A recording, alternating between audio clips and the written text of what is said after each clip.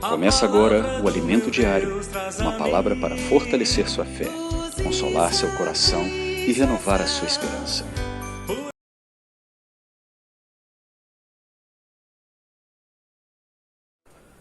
Bom dia, amados irmãos.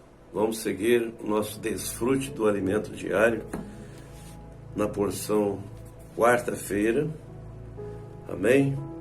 Em cujo tema é a manifestação da verdade, um viver de justiça. Repetindo, a manifestação da verdade, um viver de justiça. E tem um salmo muito importante aqui, que foi tido para nós para oração, que é justamente o Salmo 40, 10, que diz assim: não ocultei no coração a tua justiça, proclamei a tua fidelidade e a tua salvação. Não escondi da grande congregação a tua graça e a tua verdade. Louvado seja o Senhor. Inicia a porção de hoje falando justamente sobre a Bíblia Sagrada. A Bíblia Sagrada, ela é composta da Antiga Aliança e a Nova Aliança. Antigo Testamento, o Novo Testamento. O Antigo Testamento constitui do Pentateuco, os 5 livros de Moisés, juntamente com os livros históricos, a história do povo de Israel, e os livros proféticos, onde Deus sempre admoestou o seu povo, e também livros poéticos. Bom, e o Novo Testamento, a Nova Aliança, o Novo Pacto, contendo os evangelhos, as epístolas do apóstolo Paulo, do apóstolo Pedro, do apóstolo João, a revelação de Jesus Cristo, chamado de Apocalipse, escrito por João, e ainda o livro de Tiago e o livro de Judas, bem como nós temos o livro de Hebreus, que nós julgamos pelo teor que foi escrito por Paulo. Louvado seja o Senhor. E nós temos a epístola, dentre as 14 epístolas que nós tocamos, que é de Paulo. Dentre essas nós temos a carta aos Romanos, que é chamado de quinto evangelho. Os 4 evangelhos acerca de Jesus, da sua obra, o seu viver na terra. Mas Romanos, quinto evangelho, é o evangelho de Deus. Ou seja, o romance entre Deus e o homem. A epístola de Paulo aos Romanos mostram Cristo em ressurreição no seu ministério celestial. E ele dá testemunho que o item principal nessa epístola é justamente o Evangelho de Deus, que inclui o Evangelho da graça, o aspecto da graça, o Evangelho do reino, o aspecto do reino. Esse é o Evangelho de Deus, o Evangelho completo. Amém?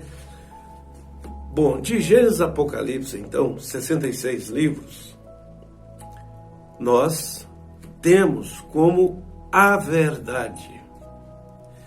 E a verdade nós testificamos, porque desde que fomos salvos em Cristo Jesus, nós experienciamos a Bíblia Sagrada como o livro dos livros, e ainda como a veracidade de Deus, a exteriorização, a manifestação de Deus no relacionamento com o homem que ele havia criado e que veio a cair, fracassar.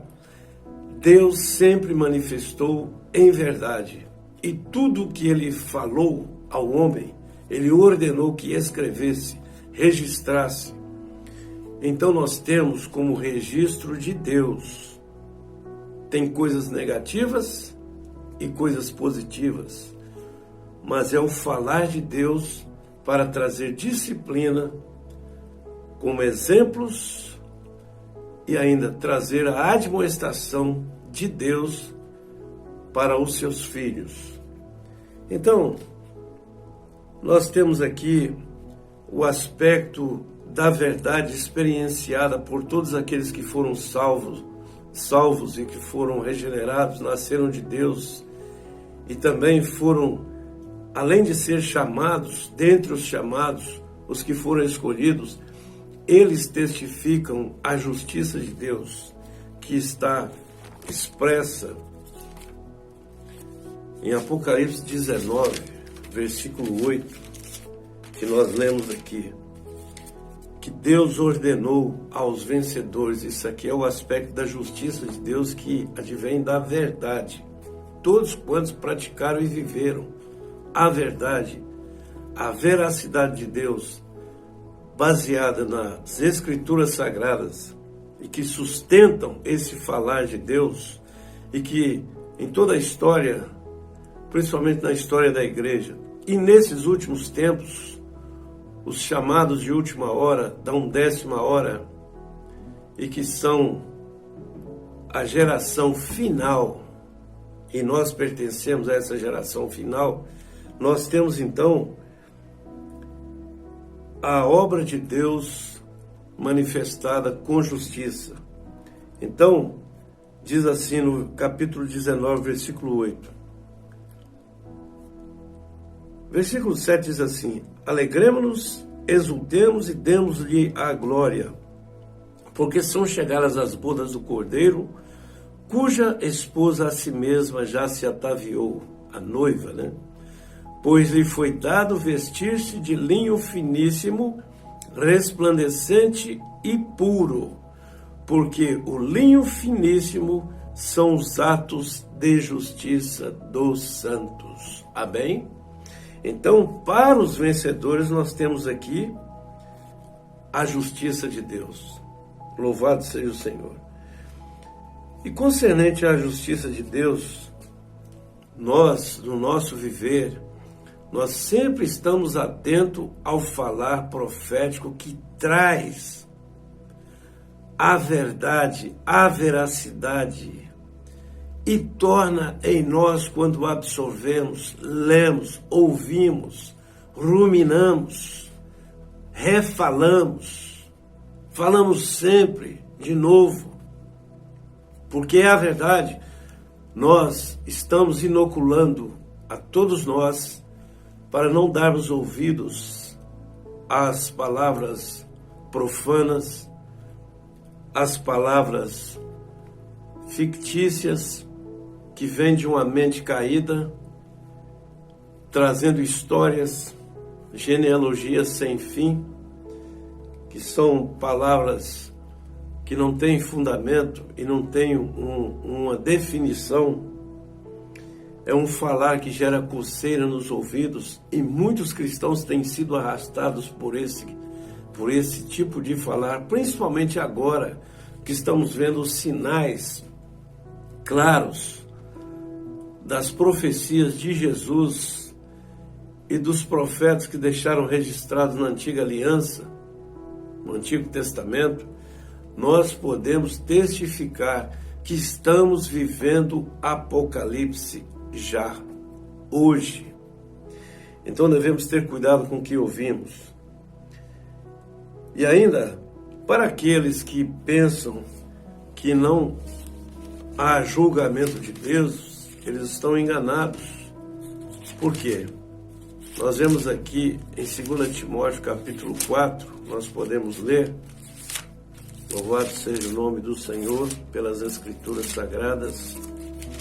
No capítulo 4, de 1 a 4, Paulo diz assim: conjuro-te perante Deus e Cristo Jesus, que há de julgar vivos e mortos pela sua manifestação e pelo seu reino.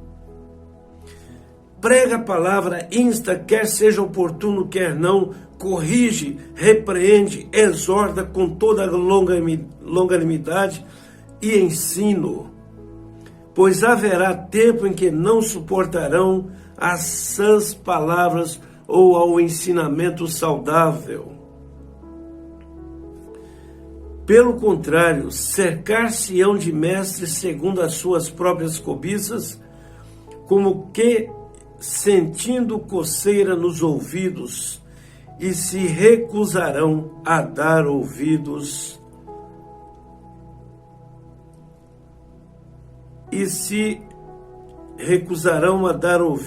à verdade, entretanto, entregando-se às fábulas.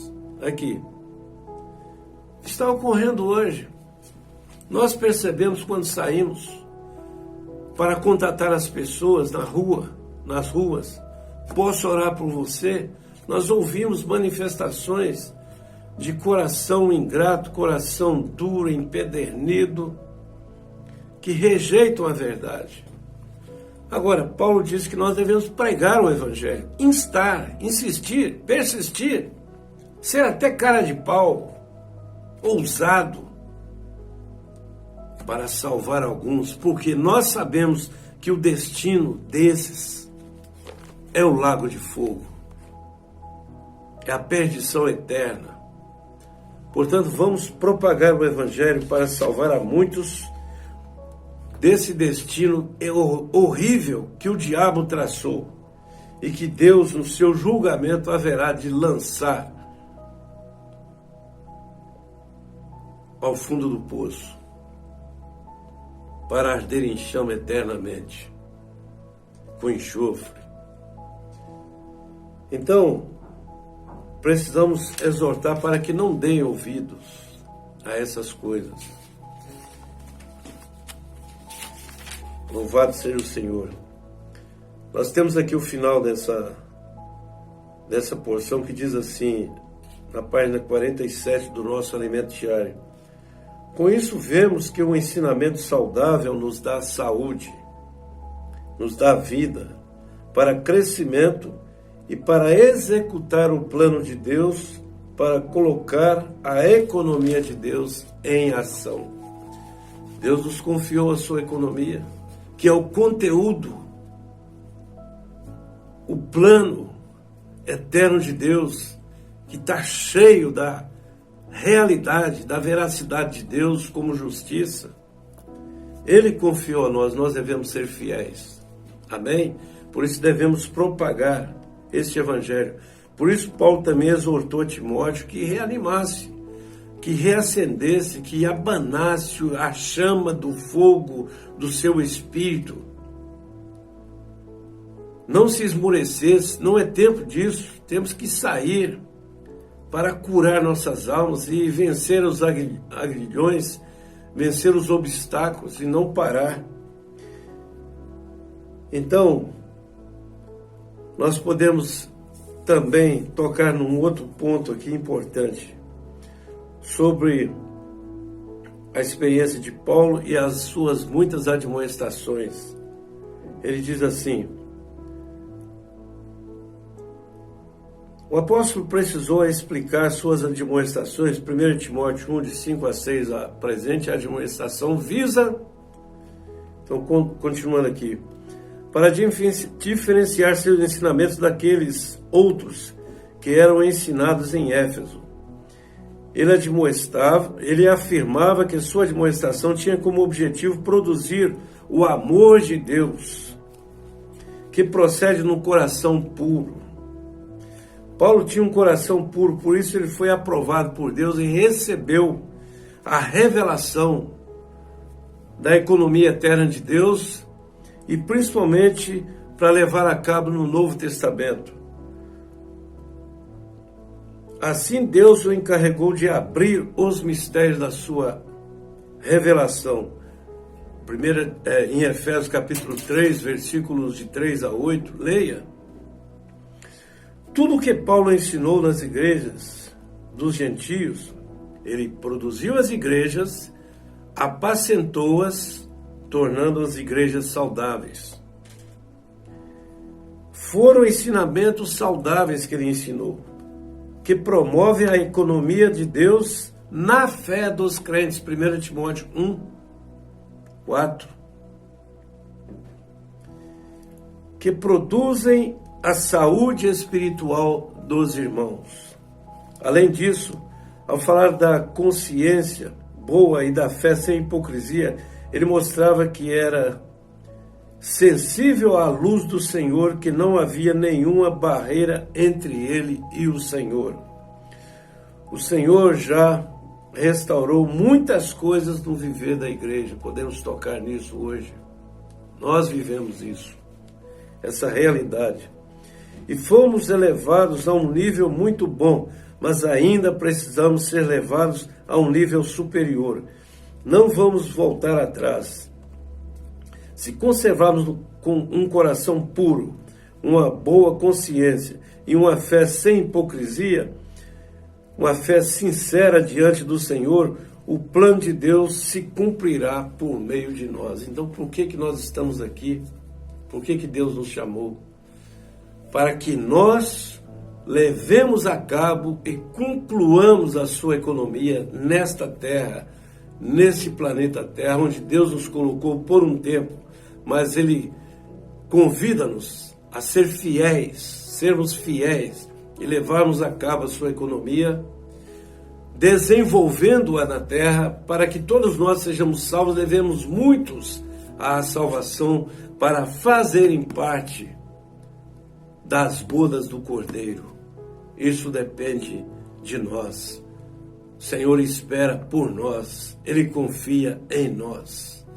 Vamos sair às ruas e proclamar que Jesus é o nosso Senhor, orando pelas pessoas, perguntando-lhes: posso orar por você? Posso orar por você? Deus me ordenou orar por você. Amém?